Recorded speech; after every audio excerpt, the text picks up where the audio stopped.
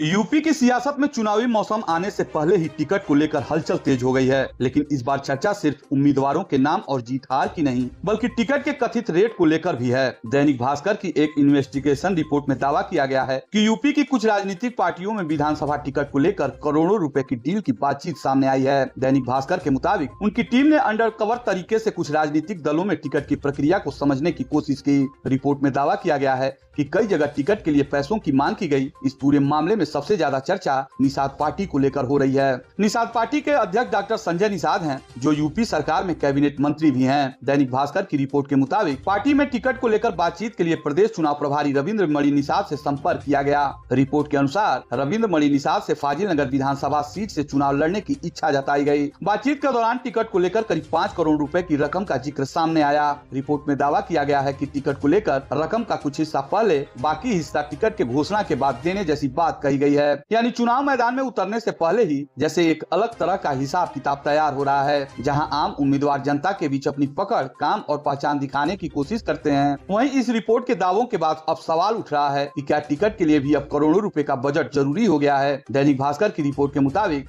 रविंद्र मणि निषाद ने पिछली बार के टिकट को लेकर भी अलग अलग सीटों पर अलग अलग रकम की चर्चा की। रिपोर्ट में दावा किया गया कि कुछ सीटों पर करोड़ों रुपए की बात सामने आई है। रविंद्र मणि निषाद पार्टी में अहम भूमिका निभाते हैं। रिपोर्ट के मुताबिक टिकट को लेकर हुई बातचीत में उनकी भूमिका को लेकर भी चर्चा की गई। बातचीत में पार्टी के अंदर टिकट प्रक्रिया और चुनावी तैयारी से जुड़े कई पहलुओं का जिक्र किया गया है। व्यंग के अंदाज में कहें तो चुनावी राजनीति में जहाँ कार्यकर्ता सालों तक झंडा उठाकर मेहनत करते हैं, वहीं टिकट की इस कथित कहानी में ऐसा लगता है जैसे उम्मीदवार बनने के लिए अब जेब की परीक्षा भी देनी पड़ रही है। दैनिक भास्कर की पड़ताल यही नहीं रुकी। रिपोर्ट के मुताबिक इसके बाद सुभाषपा में भी टिकट को लेकर बातचीत की गई। वहां भी करोड़ों रुपए की फंडिंग को लेकर चर्चा सामने आने का दावा किया गया। इसके बाद अपना दल सोनेलाल और जनवादी पार्टी सोशलिस्ट को लेकर भी रिपोर्ट में दावे किए गए हैं। रिपोर्ट के अनुसार इन दलों में भी विधानसभा टिकट को लेकर पैसों की बातचीत सामने आई है। दैनिक भास्कर की रिपोर्ट में दावा किया गया है कि छोटी बड़ी राजनीतिक पार्टियों में टिकट वितरण को लेकर अलग अलग समीकरण काम करते हैं।